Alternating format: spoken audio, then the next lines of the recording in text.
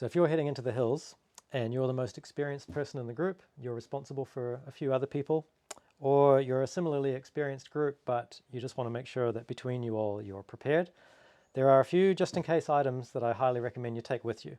These are mostly things that you're not going to plan on needing.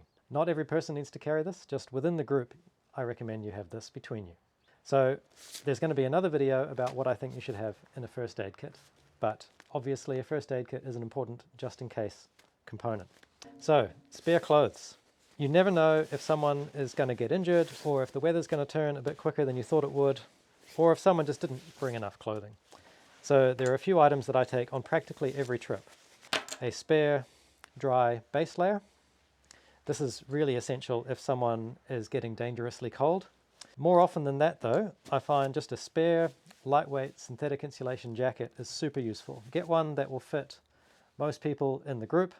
It's much easier to put one of these on over a whole bunch of layers that you've already got on, instead of changing everything to put a thermal on. A lot of people just take a spare thermal as their emergency layer. I think it's useful to have a thermal in really dire situations if someone's ultra cold, but most of the time a synthetic jacket is super quick, super easy, and you'll actually use it. Also a beanie, it's easy for someone to drop their beanie, lose it out of their pocket or something, and a spare, really lightweight one, synthetic, not merino, because it works better when it's wet.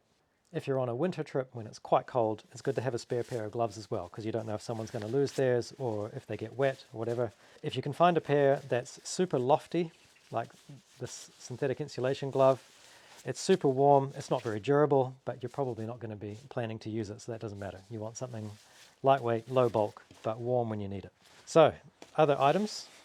By the way, everyone should have a whistle on their pack, so that if you get separated you can communicate easily.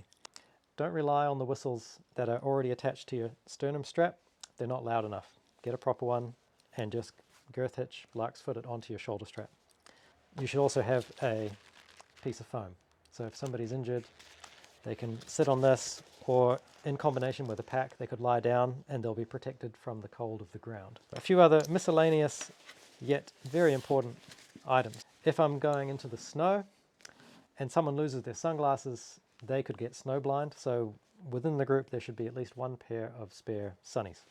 You want some kind of two-way communication device. So you might have a phone that's capable of doing satellite SMSs, or you could have an inReach, but something that enables actual two-way messaging is, I think, really vital. In addition to that, you want someone else in the party to be carrying a PLB, just in case something happens to the person who's carrying this one.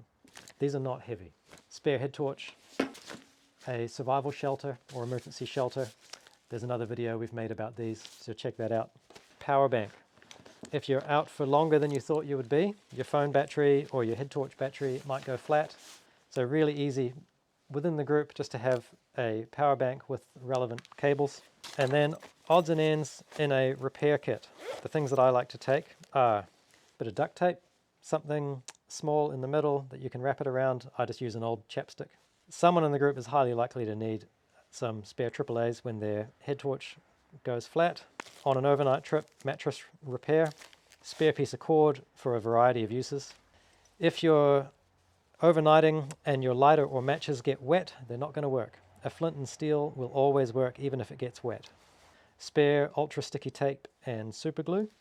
Needle and thread and safety pins I've never actually used, but they're so lightweight I feel like it's silly not to take them. A knife and pliers. These are especially useful if you're doing mountaineering trips or hunting trips where you've got a little bit more equipment that may need fixing.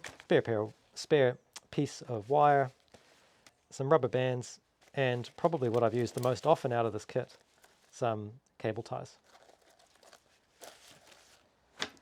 That's it.